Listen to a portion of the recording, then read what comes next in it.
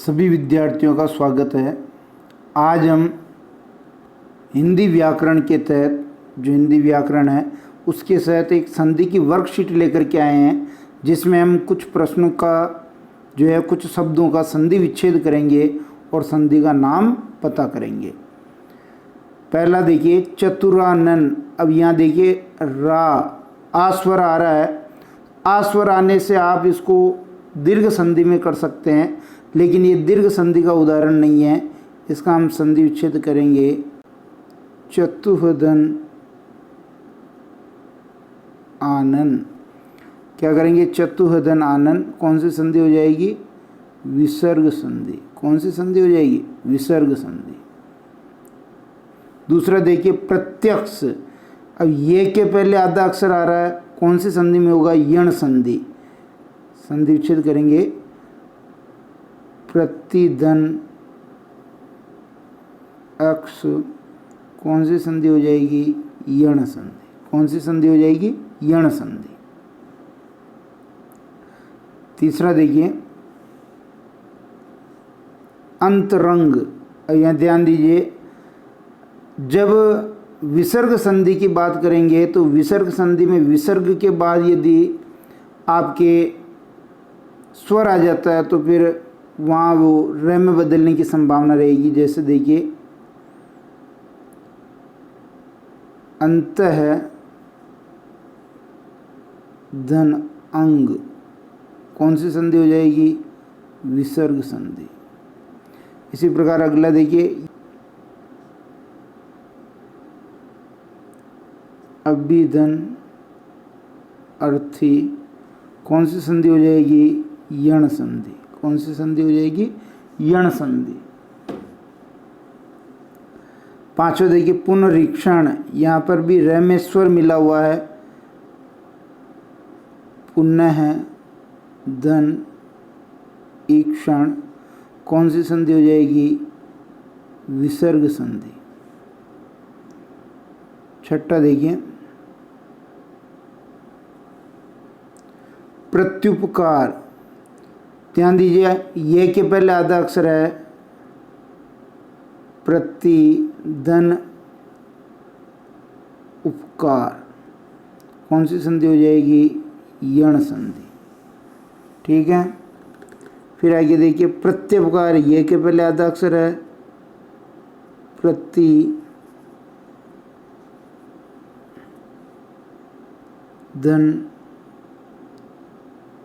अपकार। ये भी कौन सी संधि हो गई? यण संधि।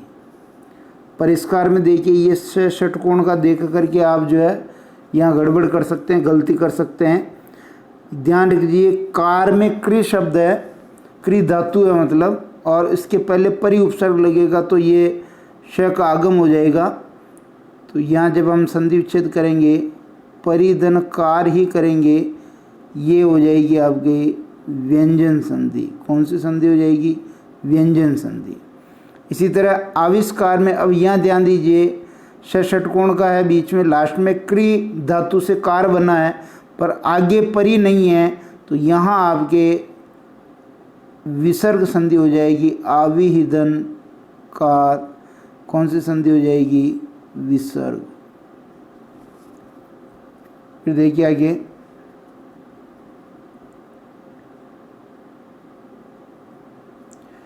तो देखिए पुरस्कार। अब यहाँ भी अपने को ध्यान रखना कि क्री धातु से बनने वाले शब्द के पहले यदि सम उपसर्ग आ जाएगा तो स का आगम होगा। यहाँ सम उपसर्ग नहीं है, इसलिए हम कर लेंगे पूरा है धन कार। पूरा धन कार। कौन सी संधि हो जाएगी? विसर्ग संधि।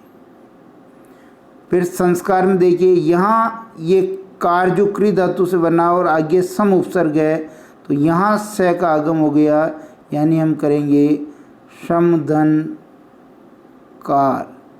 ये आपके व्यंजन संधि का उदाहरण हो गया। व्यष्टि में देखिए ये के पहले आधा अक्षर आ रहा है, बिल्कुल यण संधि का उदाहरण। आप सही सोच रहे हैं। विधन अष्टि। विधन अष्टि। कौन सी? यण संधि। धावक में देखिए धाव। आव आ रहा है, और मैंने बताया था ए आय औ आव कौन सी संधि में आते हैं? अयादि संधि में। तो यहाँ ध्यान दीजिए, आव आ रहा तो हम इसको कर देंगे धौ धन अक, और इसको हम कर देंगे अयादि। क्या कर देंगे? अयादि संधि।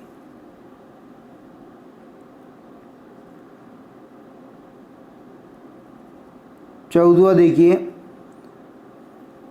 सयन कह रहा है, सयन अय आ रहा कि नहीं आ रहा? अय, तो जब अय आए तो हम इसको कर देंगे शे धन अन। ये भी कौन सी संधि हो जाएगी? अयादि संधि।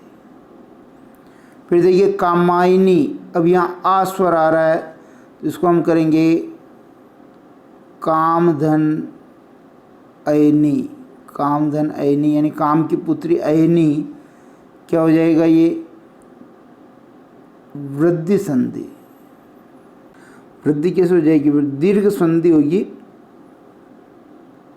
दीर्घ करें भाई, दीर्घ संधि हो जाएगी। फिर आगे देखिए,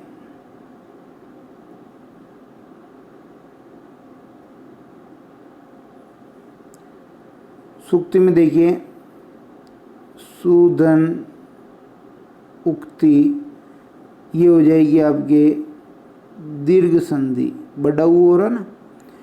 इसी तरह अध्ययन में देखिए, ये के पहले आधा अक्षर आ रहा है, अधि धन अयन, यण संधि हो गई। फिर आगे देखिए, ये भी प्रत्याशित में ये के पहले आधा अक्षर आ रहा है, प्रतिधन आसित,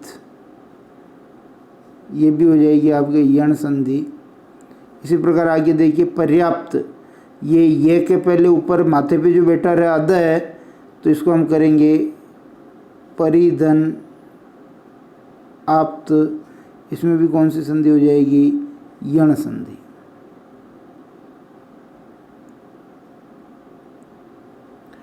बीसवा देखिए आद्युपांत आदि धन उपधन अंत। ठीक है, तो यहाँ शुरू में आपके संधि हो जाएगी कौन सी? ये के पहले आधा अक्षर आ रहा था तो पहले तो हो जाएगी यण संधि, और उसके बाद में हो जाएगी ये आपके दीर्घ संधि। उसके बाद देखिए उपर्युक्त, ये के पहले ऊपर जो है आधा अक्षर आ रहा है, ऊपरी धन उक्त, इसमें भी कौन सी संधि हो जाएगी? यण संधि हो जाएगी। ठीक है, निर्बल में देखिए ब के ऊपर आधा अक्षर आ रहा है, पर ध्यान दीजिए यहाँ जो है जब अपन इसका संधि विच्छेद करेंगे तो आप यहाँ गड़बड़ कर सकते हैं। यहाँ हम करेंगे विसर्ग संधि का उदाहरण होगा निहिधन बल, निहिधन बल, विसर्ग संधि हो जाएगी। फिर स्वस्ति में देखिए ये व के पहले आधा अक्षर आ रहा है तो ये भी आपके यण संधि का उदाहरण है, सुधन अस्ति। कौन सी संधि हो गई? यण संधि।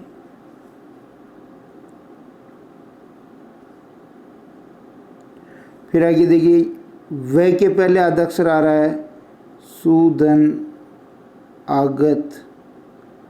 कौन सी हो गई? यण संधि। फिर आगे देखिए ये के पहले इत्यलम में ये के पहले आधा अक्षर आ रहा है, इति धन अलम, इति धन अलम, ये भी हो गई आपके यण संधि। फिर अध्यापक में देखिए ये के पहले आधा अक्षर आ रहा है, इसका भी हम करेंगे अधि धन आपक। कौन सी संधि हो जाएगी? यण संधि।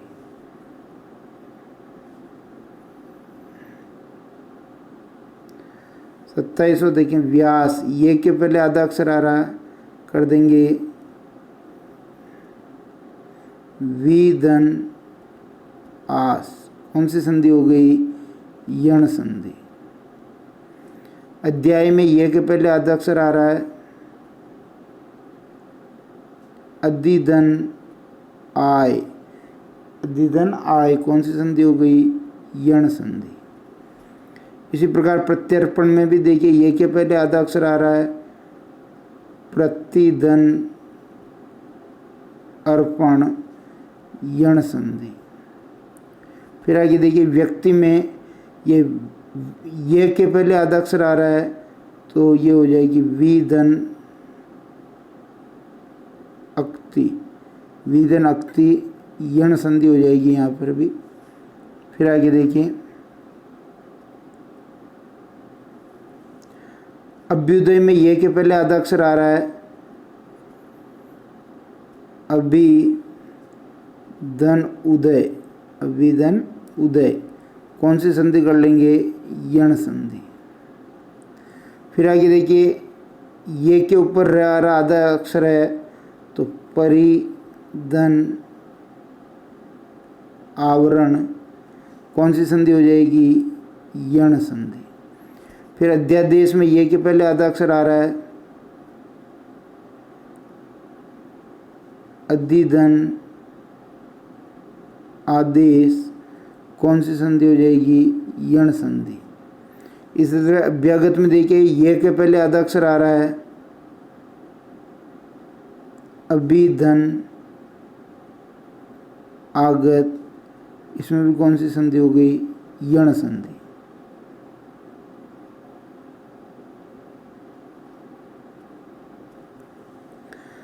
व्याकरण में देखिए ये के पहले आधा अक्षर आ रहा है विधन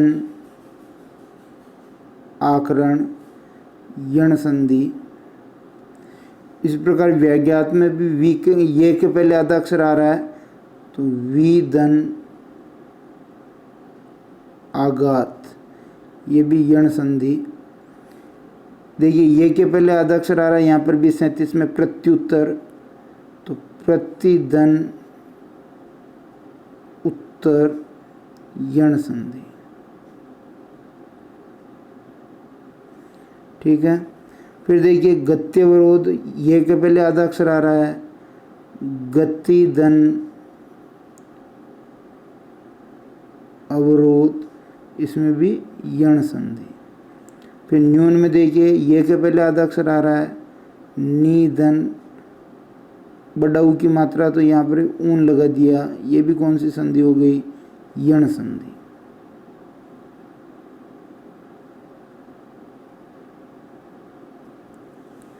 चालीसवां देखिए पितृपदेश, ये ध्यान दीजिए तय के पहले आधा अक्षर आ रहा है तो पितृधन उपदेश कौन सी संधि हो जाएगी? यण संधि।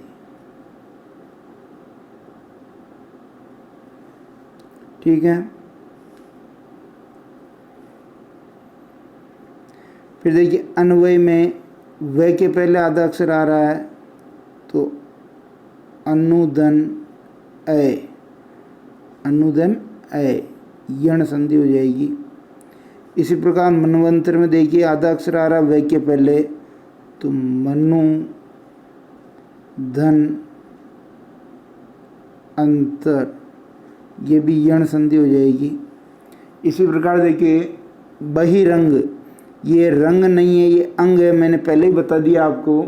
जब विसर्ग संधि में र में ए स्वर मिलता है, में मतलब ए में ए स्वर उससे पहले विसर्ग में मिलता तो र बन जाता है।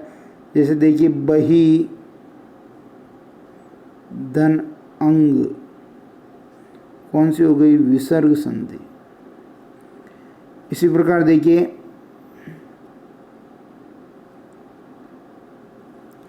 चौवालीसवां स्वच्छ, व के पहले आधा अक्षर आ रहा है सुधन अच्छ, ये भी आपके यण संधि। अन्वीक्षा में देखिए व के पहले आधा अक्षर आ रहा है अनुधन ईक्षा, ये भी यण संधि। स्वल्प में देखिए व के पहले आधा अक्षर आ रहा है सुधन अल्प, सुधन अल्प, ये भी यण संधि हो गई। फिर देखिए निरक्षर में, ये मैंने बताया, ध्यान दीजिए, विसर्ग संधि में र पूरा बन जाता है कब, जब आगे स्वर आता है नी ही धन अक्षर, ये विसर्ग संधि हो गई।